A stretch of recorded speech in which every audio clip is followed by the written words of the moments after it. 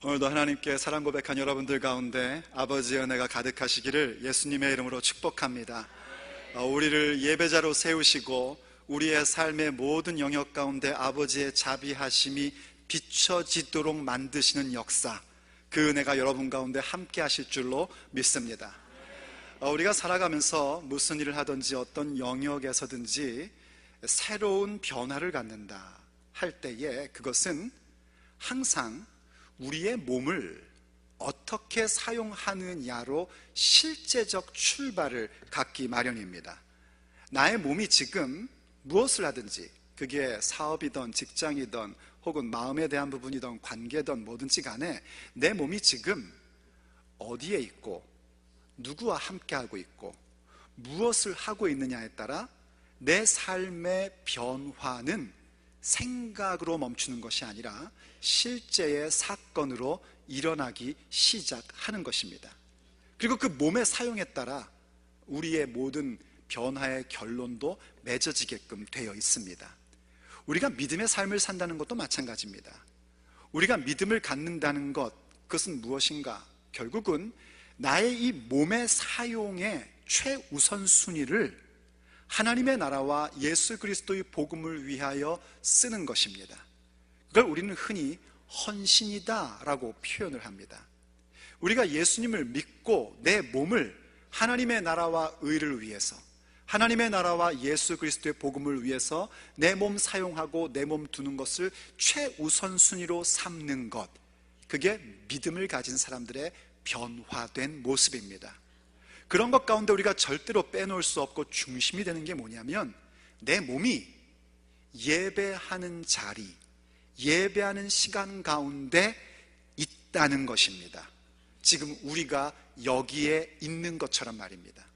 우리의 몸이 이곳에 있어야 합니다. 오늘 본문은 우리에게 그렇게 명령했습니다. 너희는 너희 몸을 하나님께서 기뻐하시는 거룩한 산제사 혹은 산제물로 드리라. 다른 것이 아니라 너희의 몸을 하나님께서 기뻐하시는 거룩한 산제사, 거룩한 예배로 드리라는 것입니다. 그렇게 명령하면서 뭐라고 선언하시냐면 이것이 너희들이 드릴 영적 예배니라 하고 선포해주고 계십니다. 이때 영적이라는 단어는 우리가 흔히 생각하는 영으로라는 단어와는 다른 의미의 다른 단어입니다. 그 단어는 영적으로도 번역이 가능하고 또 합리적이다, 이성적이다 라는 말로도 번역이 가능한 단어입니다. 그래서 여러분들이 영어 성경 버전을 보면 어떤 성경은 spiritual service 이렇게 번역을 하기도 하고 또 어떤 성경은 reasonable service 이렇게 번역을 하기도 합니다. 우리가 흔히 그런 생각을 해요. 영적이면 합리적이지 못하고 합리적이면 영적이지 못할 것이다 라고 생각합니다. 그건 세상적 합리성을 얘기할 때 그런 겁니다. 성경으로 돌아오면 가장 영적인 사람들은 가장 합리적인, 다른 말로 해서 합당한 행동을 갖게끔 되어 있습니다. 그래서 이 부분을 우리가 이렇게 해석할 수 있습니다. 우리가 우리의 몸을 하나님께서 기뻐하시는 거룩한 산 제사로 드리는 것은 영적이고 합당한 예배인 것입니다. 맞습니다, 여러분. 우리가 우리의 몸을 하나님께서 기뻐하시는 살아있는 제사, 살아있는 예배, 산 제물로 드린다는 것은 무엇보다 우선 우리의 몸이 예배의 자리 가운데 와 있는 것으로 시작돼야 됩니다. 우리가 흔히 이 말씀에 대해서는요, 우리의 삶에 대한 부분을 얘기합니다. 물론 맞습니다. 그런데 삶에 대한 예배, 삶에서 드리는 예배 이전에 우리가 알아야 하는 건 뭐냐면 내 몸을 가지고 여기에 이렇게 와 있어야 한다는 겁니다. 교회에서 목사님들이 여러분들이 올 때마다 신령과 진정으로 예배하셔야 됩니다. 참된 마음으로 예배하십시오. 이것을 강조하는 이유는 이미 여러분이 여러분의 몸을 가지고 여기에 와 계시기 때문입니다. 여러분의 몸이 여기에 없는데 영과 진리로 예배한다? 진정으로 예배한다? 그런 건 가능성이 없습니다. 저는 그런 말을 별로 좋아하지 않고 잘 믿지 않습니다. 목사님, 마음만은 함께 있었어요. 그런 얘기 자주 듣습니다. 물론 아주 특별한 경우, 몸이 불편하시다든지 혹은 하나님께서 무언가 말씀하셨다든지, 혹은 뭐 가족끼리 정말 중요한 여행을 갔다든지, 그런 특별한 경우를 빼놓고 몸은 골프장에 있으면서, 몸은 집에서 TV 보고 계시면서, 몸은 등산가 계시면서 마음만은 예배당에 있었다고요? 그걸 어떻게 믿습니까? 사실은 내가 그냥 그 시간을 잠깐 몇 번 생각했단 얘기지, 실제로 그 마음이, 그 신령과 진정으로 예배함이 있었던 것은 아닙니다. 몸이 일단 여기에 계셔야 됩니다. 내가 내 몸으로 아버지 앞에 나와 예배하는 자리 가운데 있어야 되고, 그럴 때에 하나님의 은혜로 말미암아 영과 진리로 예배하는 역사를 체험케 되는 것입니다. 거기에 진정한 신령과 진정의 예배, 참된 예배자의 모습이 아버지의 은혜로 우리 가운데 일어나게 되는 것이고, 그 은혜를 받고 다시 우리의 삶의 터전 가운데 가서 영적이고 합리적인 하나님을 기쁘시게 하는 산 제물된 삶의 예배로 나갈 수 있는 것입니다. 예배당에 나와서 아버지 앞에 영과 진리로 예배하는, 내 몸을 가지고 나와서 아버지의 은혜로 말미암아 영과 진리로 예배하는 체험을 갖지 못한 상태에서 내가 삶에서 예배를 드리겠다고 하는 것, 그건 굉장히 위험한 발상입니다. 이런 말 종종 들으시죠? 예배만 드리면 뭐해? 삶에서 예배가 돼야지. 그 말이 만약에 이렇게 몸을 가지고 와서 예배하며 아버지의 은혜로 말미암아 영과 진리로 예배드리고 충만해지고, 그래서 내가 여기서 멈추면 안 되겠구나, 내 삶의 자리에서 예배자가 돼야지 하는 의미의 말이라면 하셔도 됩니다. 근데 그런 의미가 아니라, 삶에서 뭔가가 잘 안 되니까 예배 드린 거 의미 없다, 예배당 가서 예배하는 거 필요 없다, 이런 느낌이 조금이라도 있다면 그건 잘못된 생각입니다. 먼저 선행될 것은 내 몸을 가지고 아버지께서 정하신 시간과 정하신 장소 가운데 와서 예배하는 자가 돼야 됩니다. 그게 몸으로 일단 살아있는 예배를 드리는 겁니다. 그리고 나면 영과 진리의 충만함 가운데 내 삶의 현장으로 들어가서 비로소 내 몸이 가는 곳마다, 내 몸이, 내 발이 밟는 곳마다 하나님의 영광과 은혜가 나타나게 되는 삶의 예배를 드릴 수 있게 되는 것입니다. 그럼 오늘 우리의 질문은 그겁니다. 과연 어떻게 하는 것이 영적이고 합당한 예배의 모습이 되는 것인가? 과연 그것은 어떻게 우리에게 이루어질 수 있는가? 오늘 우리가 듣고자 하는 메시지입니다. 영적이고 합당한 예배는 무엇으로 시작되는가? 무엇보다 하나님의 자비하심을 의지함으로 시작되는 것입니다. 하나님의 자비하심을 의지하는 것으로부터 우리의 영적인 합당한 예배, 내 삶의 예배, 삶을 드리는 예배가 시작되는 겁니다. 오늘 본문이 처음에 이렇게 시작을 했습니다. 그러므로 형제들아, 내가 하나님의 모든 자비하심으로 너희를 권하노니 라고 말씀이 시작합니다.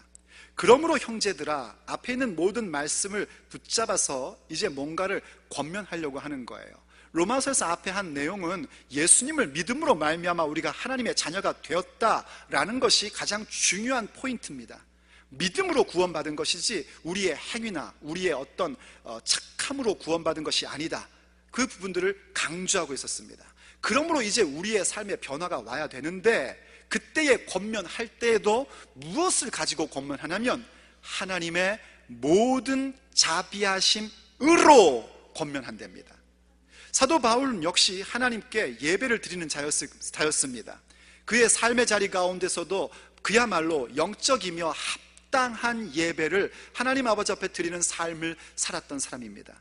그럼에도 불구하고 그가 성도들에게 하나님께서 기뻐하시는 영적 예배, 살아있는 예배, 내 몸을 산 제사로 드리는 예배를 권면할 때에 무엇을 가지고 권면하냐면 아버지의 자비하심으로 권면한다는 겁니다. 이때 이 의로라는 단어는 우리가 흔히 예수님의 이름 의로 할 때와 같은 말입니다. 그것을 힘입어라는 거예요. 우리가 하나님 앞에 예배 드릴 수 있는 것, 우리의 삶이 예배자의 모습으로 드러나서 하나님의 놀라운 영광을 드러내는 것은 무엇으로부터 시작될 수 있는가? 하나님의 자비하심으로 시작됩니다. 되는 것입니다. 하나님을 예배한다는 것은 우리의 삶에 놀라운 변화가 일어난 겁니다. 그냥 어쩌다 있는 것이 아니라 아버지의 은혜로 말미암아 놀라운 변화가 일어난 것이 우리의 예배함입니다. 하나님을 예배한다는 것은 하나님만이 내 삶의 목적임을 분명히 하는 것입니다. 하나님을 예배한다는 것은 예수님을 깊이 만나는 것입니다.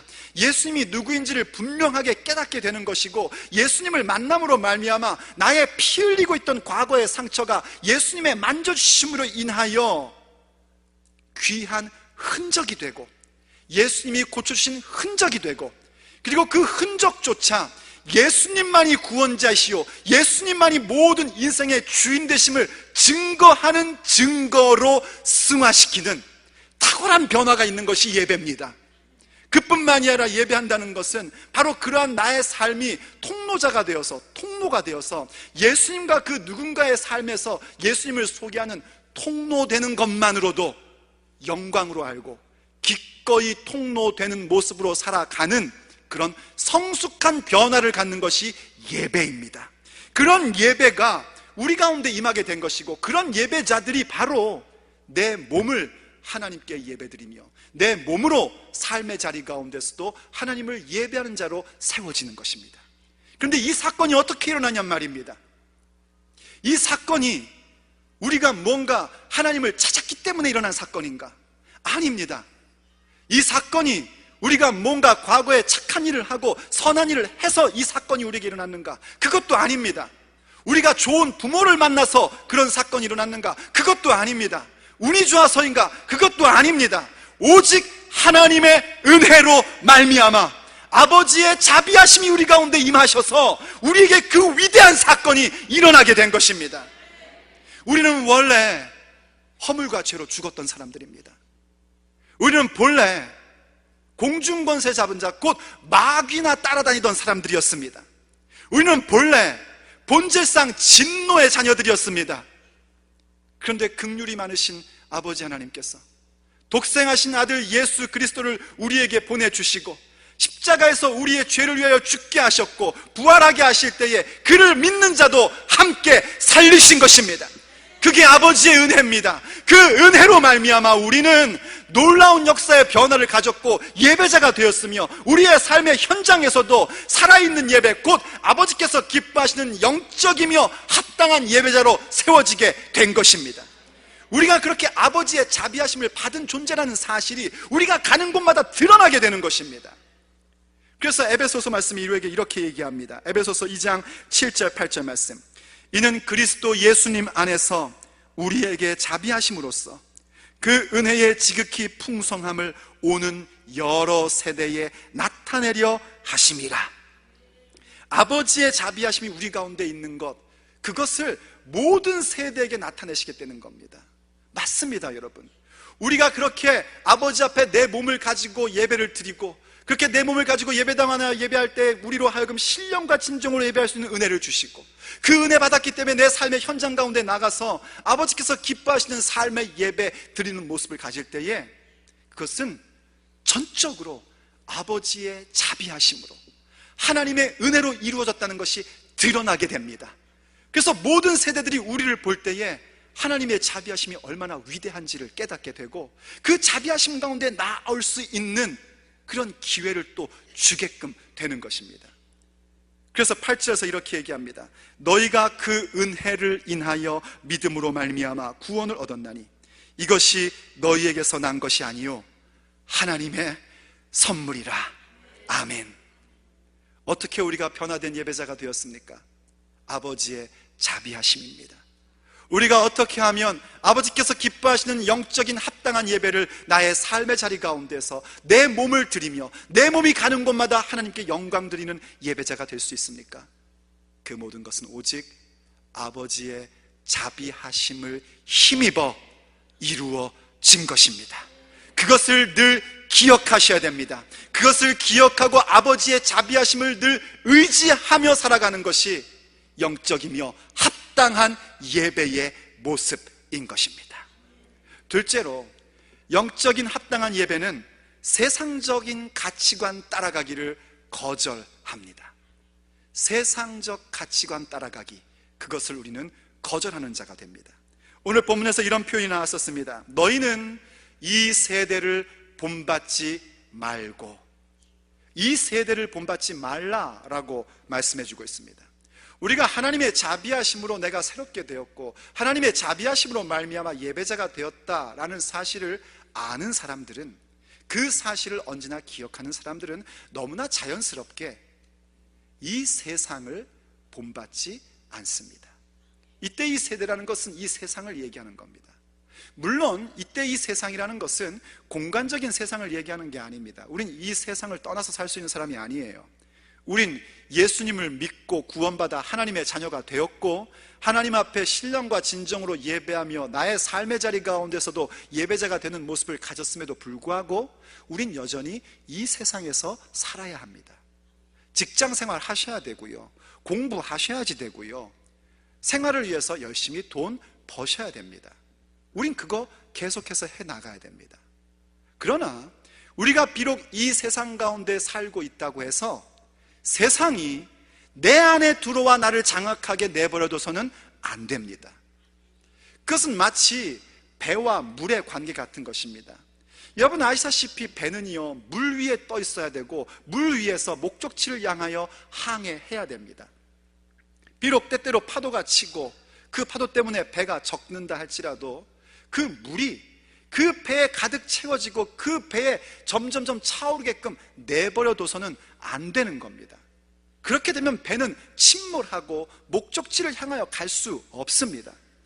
우리가 이 세상에서 살고 있기 때문에 늘 우리가 하나님의 자비하심을 따라가는 데 방해되는 것은 세상적인 가치관, 세상적인 기준, 세상적인 판단의 기준들이 늘 우리를 공격하고 파도처럼 우리에게 몰려올 때가 있습니다. 그러다 보면 때때로 그러고 싶지 않지만 세상적 가치관과 판단의 기준에 그만 충격을 받을 때도 있고 그것에 내 옷이 적셔질 때도 있는 것은 사실입니다.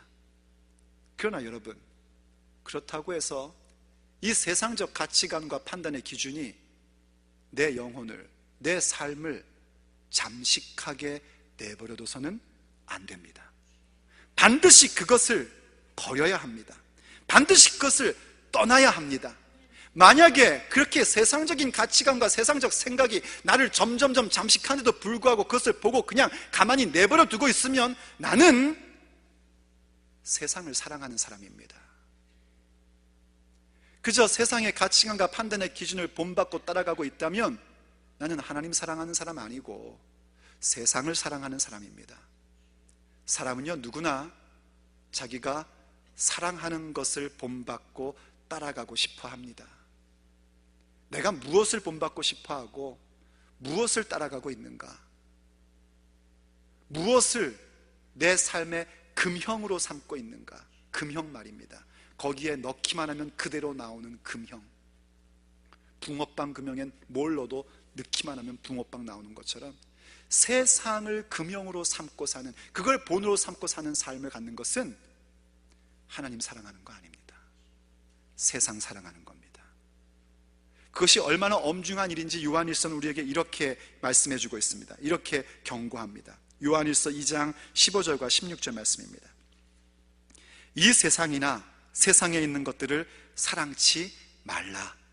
이 세상의 가치관, 이 세상의 판단의 기준, 그것들 사랑하지 말라. 누구든지 세상을 사랑하면 아버지의 사랑이 그 속에 있지 아니하니, 이는 세상에 있는 모든 것이 육신의 정욕과 안목의 정욕과 이생의 자랑이니 다 아버지께로 쫓아온 것이 아니요 세상으로 쫓아온 것이라. 우리가 세상을 사랑하면 늘 육신의 정욕을 따라갑니다. 내 몸이 즐거워하는 것, 내 세상적 가치관, 옛날에 가졌던 그 가치관이 즐거워하는 것을 추구합니다. 우리가 하나님 사랑하는 것 잊어버리고 세상적 가치관에 젖어들면 늘 안목의 정욕만 따라갑니다. 사람들 보기에 어떨까?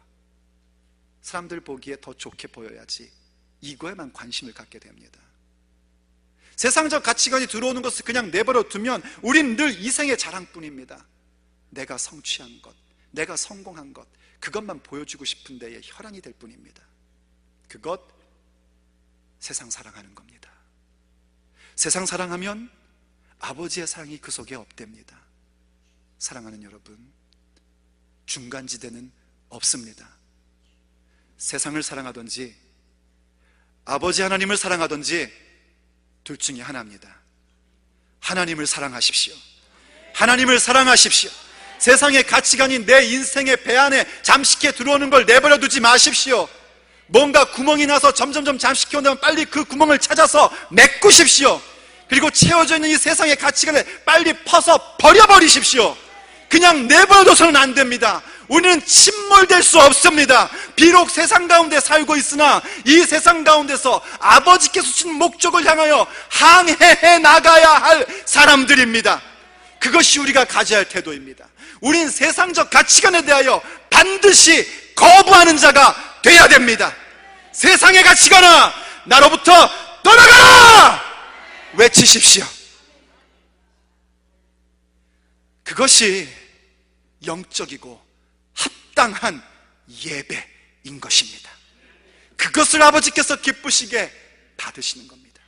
예배당 안에서 내 몸으로 그렇게 선포한 것뿐만이 아니라 내 삶의 실제의 현장 속에서 예배당 이 성전 문 밖을 나가는 그 순간부터 세상적인 가치관, 세상적인 판단의 기준이 엄습해 올 때에 그것을 거절하고 거부하며 나아가는 것, 그것이 바로 영적이며 합당한 예배인 것입니다. 세 번째로 영적이며 합당한 예배는 생각하는 방식의 변화를 받습니다. 오늘 본문에도 이렇게 말씀하셨습니다. 오직 마음을 새롭게 함으로 변화를 받아. 사실 생각하는 방법이 우리에게 새로워져야지 됩니다. 생각하는 방법이 새로워지는 것, 이제 이걸 잘 보십시오. 오늘 본문 보면은 세상을, 이 세대를 본받지 않는 것, 이렇게 있고요. 그리고 오직 마음을 새롭게 하는 것, 이 두 가지가 있습니다. 이 두 가지는 무엇이 먼저라 할 것 없이 사실은 동시에 오게 되는 겁니다. 하나님의 자비하심 가운데 거하면 세상적 가치관 따르는 것을 우리가 거절하게 됩니다. 왜 거절할 수 있는가? 우리의 생각에 뭔가 변화가 왔기 때문입니다. 우리의 마음이 새로워졌기 때문입니다. 우리의 마음이 새로워지면 세상적 가치관이 공격해오고 엄습해올 때에 그것을 우리는 거부할 수 있는 자가 되는 것입니다.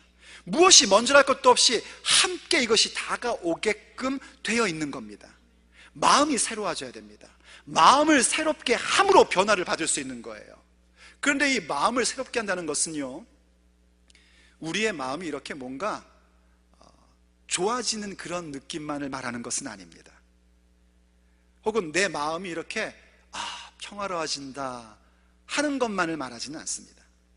마음을 새롭게 한다는 것은 사실은 하나님의 말씀으로 말미암아 성령님께서 우리의 마음을 갈아엎어 주셔서 마음이 새롭게 된다는 것입니다. 근데 그것은 사실 어디서부터 시작하냐면 하나님 말씀을 들을 때에 찔림과 갈등으로부터 시작합니다.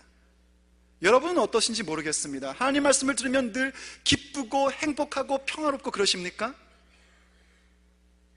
전부 다 그러십니까? 사실은 그것이 오기 전에 무엇부터 오냐면 찔림부터 옵니다. 목사님 어떻게 하셨지? 누가 또 가서 얘기했지? 아니요, 아무도 얘기 안 해도 성령님께서 찌르기 시작하십니다.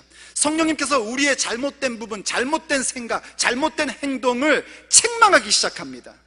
그 책망을 받아보신 분들은 알지만 그게 그렇게 우리의 마음에 쉬운 부분이 아니에요. 성령님의 책망하심은 정말 심각할 정도로 책망이 심각합니다. 괴롭습니다. 힘듭니다.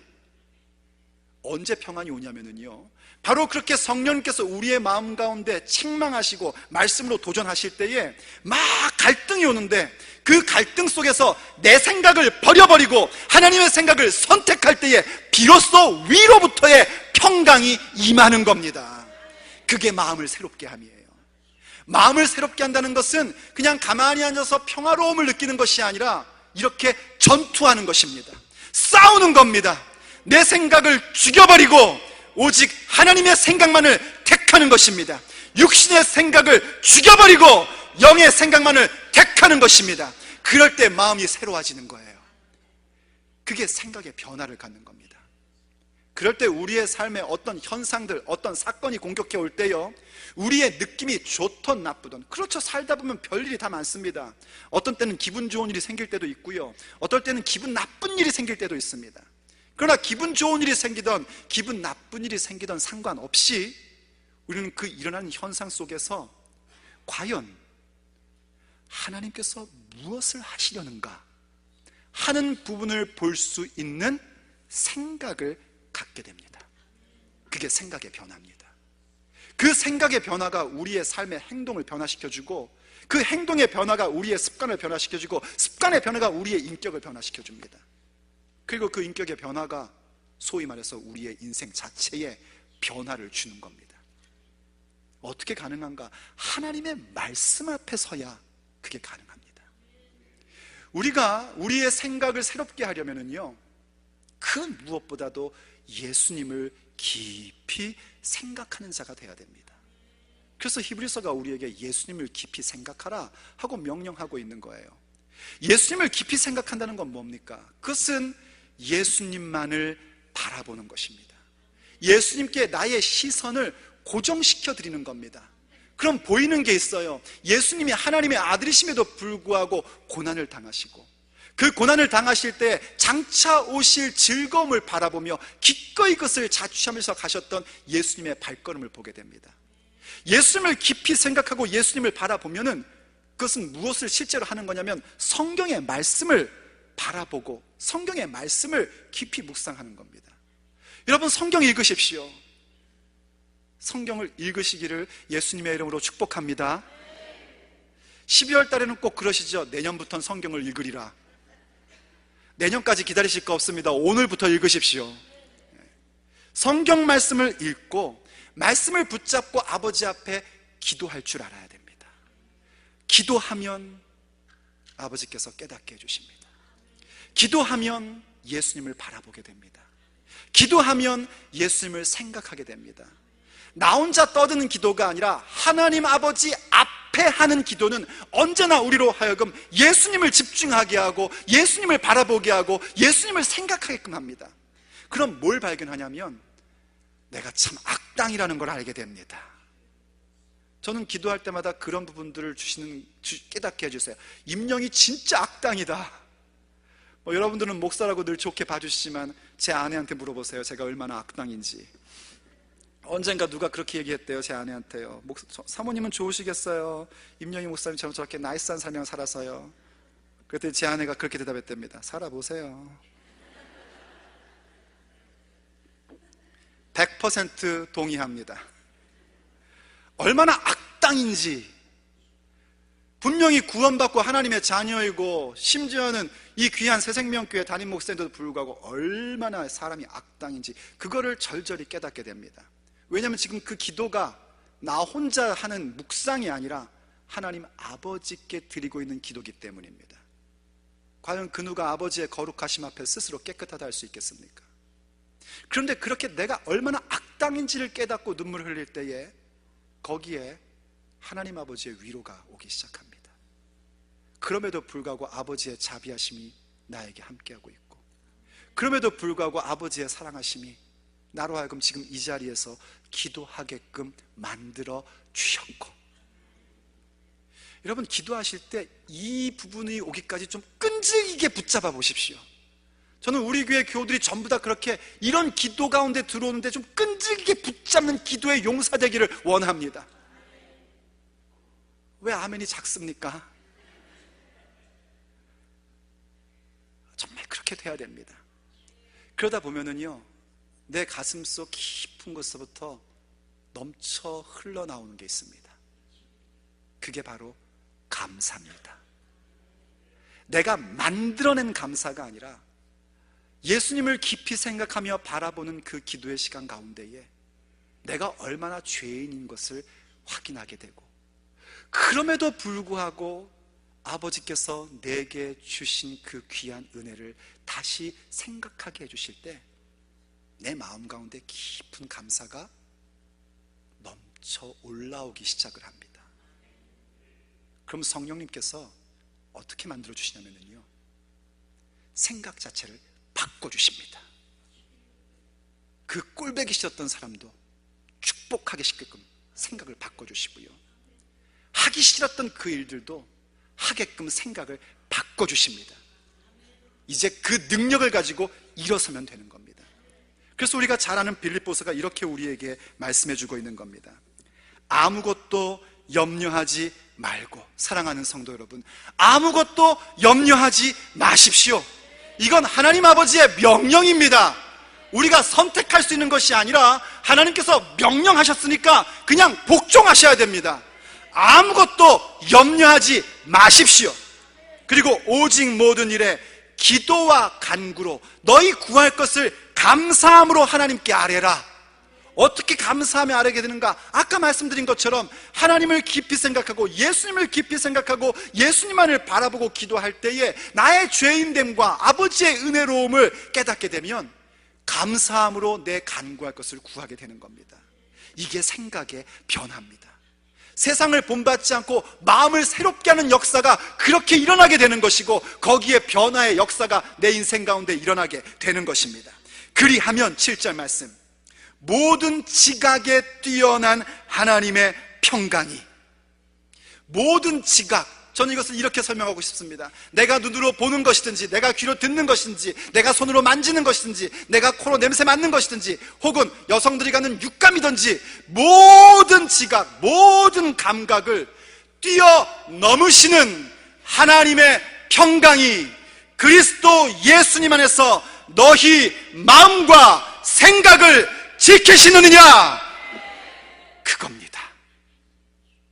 우리의 마음과 생각을 지켜주시는 역사가 우리 가운데 일어나게 되는 것입니다.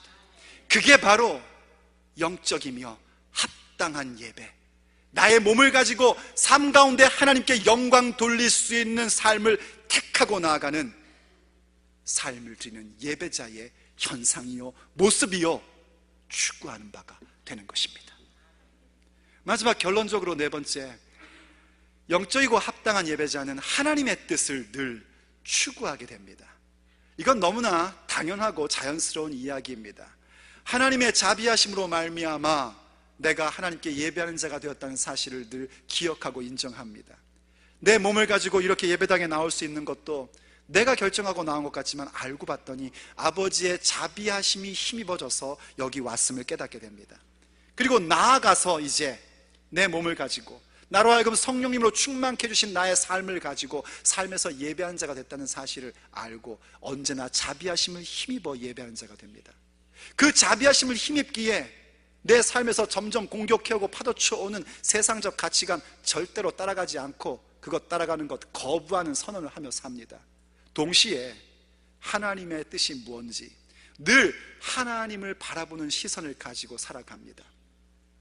기도와 말씀 가운데서 내 생각의 변화를 갖고 마음을 새롭게 한 가운데에 내 변화된 삶을 추구합니다. 그럼 당연히 그 다음부터 나오는 건 뭐냐면 하나님의 뜻을 추격하게끔 되어 있습니다. 오늘 본문 2절을 다시 한번 읽고 싶습니다. 본문 2절이 이렇게 말씀해 줬습니다. 너희는 이 세대를 본받지 말고 오직 마음을 새롭게 함으로 변화를 받아 하나님의 선하시고 기뻐하시고 온전하신 뜻이 무엇인지 분별하도록 하라. 이때 분별한다는 것은 풀어 설명하면 시험하고 조사한다는 얘기고요, 증명된 것으로 받아들인다, 인정한다라는 얘기예요. 하나님께서 기뻐하시는, 하나님의 선하시고 기뻐하시고 온전하신 뜻이 무엇인지를 늘 추격하고 추구하게 된다는 겁니다. 왜요? 하나님의 자비하심을 깨닫고 그것을 힘입어 살기 때문입니다. 세상적 가치관 따라가기를 거절하고 오직 생각의 변화, 마음을 새롭게 함으로 변화된 삶을 갖기에 당연히 하나님의 뜻을 추구하며 살아가게 되는 것입니다. 하나님의 뜻은요, 애매모호한 게 아닙니다. 우린 종종 그럽니다. 하나님 뜻이 뭔지 모르겠어요 라고 얘기합니다. 그러나 성경은 하나님의 뜻이 무엇인지를 너무나 명확하게 얘기해 줍니다. 하나님의 뜻은 뭔가? 우리가 예수님을 믿고 구원받아 하나님 자녀 되는 것이 하나님의 뜻입니다. 이 뜻을 갖고 여러분이 지금 뭔가 결정을 내리는 데 기준을 삼아 보십시오. 지금 내가 이것을 선택하고 저것을 선택할 때에 이 선택이 내가 구원받은 자로서, 하나님의 자녀로서 맞는 선택인가 생각해 보십시오. 하나님의 뜻은 분명히 명확해집니다. 하나님의 뜻은 우리가 거룩해지는 것입니다. 하나님의 뜻인지 아닌지 모르겠다고요? 과연 그곳에 가는 것이, 그곳에 가서 그 일을 하는 것이 거룩함인가 아닌가 생각해 보십시오. 그럼 분명히 하나님의 뜻이 무엇인지 확실해집니다. 하나님의 뜻은 우리가 이 인생을 살면서 항상 기뻐하고 쉬지 말고 기도하고 범사에 감사하는 것이 하나님의 뜻입니다. 과연 내가 지금 뭔가를 선택하고 어떤 계획을 세우는 게 아버지께서 주신 기쁨 가운데 있는 것인가? 그 일이 나로 하여금 쉬지 않고 기도할 수 있도록 도와줄 것인가? 내가 그 부분을 가지고 아버지께 감사를 드릴 수 있는 일들인가? 그 기준을 가지고 한번 생각해 보십시오.